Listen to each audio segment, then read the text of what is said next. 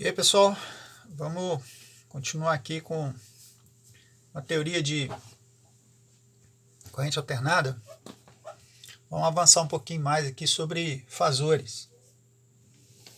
Continuação. Então, na aula passada, nós falamos, sobre o fasor, que é um vetor girante. Aí nós fizemos esse exercíciozinho aqui explicando, que à medida que você bota o fasor para girar, você tem como representar o gráfico, da tensão, chegando nessa forma de onda aqui, que é a senoidal no caso. Bom, continuando aqui a teoria de fasores, como nós, repetindo aqui, fasor são os vetores de rotação, o vetor girante, e nós vamos utilizar os fasores para representar as grandezas elétricas, tensão, corrente. Depois nós vamos falar sobre impedância também, que é outra grandeza importante, extremamente importante. E nós utilizamos aquela ideia, aquela ferramenta matemática que nós falamos anteriormente, que são os números complexos. Então nós vamos utilizar aquela ideia do plano imaginário para poder fazer a representação dessas grandezas elétricas aqui, tá? Então nós vamos utilizar os números complexos. Bom, então só para relembrar, na verdade com alguns detalhezinhos a mais.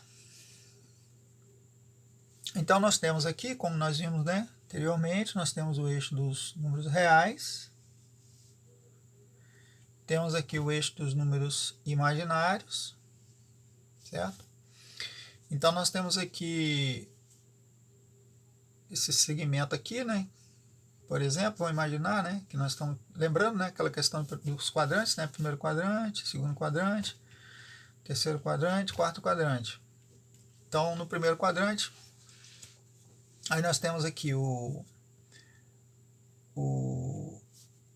ρ, a gente chamou de ρ, é uma variável genérica aí qualquer. Então nós temos aqui o ρ, que é esse segmento aqui, formando um determinado ângulo aqui, alfa. Então esse ρ, esse aqui na verdade é o módulo do ρ, é o comprimento, esse comprimento aqui. E esse ângulo alfa aqui é o que a gente chama de fase. Tá? Então nós podemos dizer que ρ pontinho, o que é esse ρ pontinho? Isso aqui é uma forma de representação, tá, pessoal? Você pode usar o ρ pontinho ou o ρ com um tracinho em cima, para dizer que ele é um fasor. Então isso é uma forma de representar o fasor. Então você usa ou um traço em cima, ou você usa um traço em cima, ou você usa um pontinho. Aqui eu usei um pontinho. Então ρ, que é a fase ρ, o fasor ρ, ele é igual ao módulo de ρ e fase alfa. Então o alfa eu estou representando aqui e o ρ, o módulo, eu estou representando aqui. Tá? Esse eixo aqui é o que a gente chama de eixo de mais 90 graus. E esse eixo aqui é o eixo do menos 90 graus. Por quê? Porque quando você gira no sentido anti-horário, os ângulos eles são positivos. Então por isso que é eixo de mais 90 graus. Quando você gira no sentido anti-horário, você tem ângulos negativos. Por isso que esse eixo aqui é o eixo dos menos 90 graus. Isso é uma convenção. Tá? Vamos fazer uns exemplos aqui para poder vocês entenderem a ideia do fasor. Vamos imaginar aqui o seguinte, você tem o V de ômega t, lembrando que esse ômega t é o alfa, V de ômega t é Vm seno de ômega t mais zero. Eu botei esse zero aqui, não precisava, só para poder explicitar. Esse zero aqui é o que a gente chama de fase, é o que nós chamamos de fase, que é o alfa. Então, essa equação aqui ela vai ficar simplesmente assim, né? V de ômega t, Vm seno de ômega t, porque a fase é zero. Então, nesse caso, o fasor ele vai ficar simplesmente assim, ó, o fasor vai ser o V pontinho, né? Ou você poderia dizer também V com um tracinho em cima, é igual a Vm fase zero. Se você fosse fazer a representação, ia ficar assim, ó. V saindo, quando ômega t for igual a zero, o seno é zero. Então, a origem está coincidindo, o início da função, né, o ponto zero da função está coincidindo com a origem do gráfico. Tá bom? Vamos pegar esse outro exemplo aqui. Aqui eu tenho V de ômega t é igual a Vm, seno de ômega t mais 45 graus. Então, observe que aqui já mudou. Tenho mais 45 graus. Então, a minha fase agora não é mais zero, mais 45. Então, o fasor V é igual a Vm, fase mais 45. Se eu for representar, né, essa equação aqui, usando os dados do fasor, eu vou ficar com um gráfico assim, ó. Então, observe que, diferentemente desse primeiro caso aqui, ó, você observa que o zero ele foi deslocado. Ó. O meu zero não é mais na origem, meu zero agora é nesse ponto aqui. Por quê? Porque quando o ômega t foi igual a menos 45 graus, que aqui é zero, né? Quando o ômega t for igual a menos 45 graus, o que acontece? Eu vou zerar minha função. Seno de menos 45 mais 45, eu vou ficar com zero. Então, vai dar seno de zero, que é zero.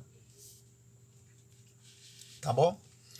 Se eu vier para cá, pegar aqui V de ômega t, nesse terceiro exemplo, V de ômega t igual a Vm seno de ômega t menos 45. Então, observe que a minha fase agora, ao contrário daqui, né, que deu mais 45, agora a minha fase vai ser menos 45. O que vai acontecer? Observe que quando o ômega t for igual a 45, positivo, a minha função, meu primeiro ponto de zero vai ser aqui, ó, em 45 graus. Tá bom? Então, quando o meu ômega t for igual a 45 graus, o V de ômega t vai ser igual a zero. Então, se eu for representar o meu fasor V, ele vai ser Vm fase menos 45. Tá certo? Então é isso. Se eu for representar esse fasor aqui, ó, no plano complexo, o que eu vou ter? Eu vou ter o Vm aqui e a fase 45 graus aqui, ó, negativo. Por que é menos? Porque eu tô me deslocando, ó, no sentido negativo. Então, o ângulo nesse sentido é negativo.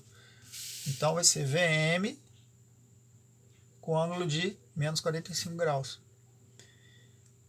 Tá bom, pessoal? Então, por hoje é isso aí que eu queria mostrar para vocês.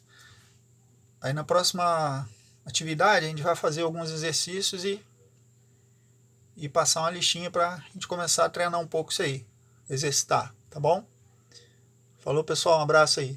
Tudo de bom para vocês, hein?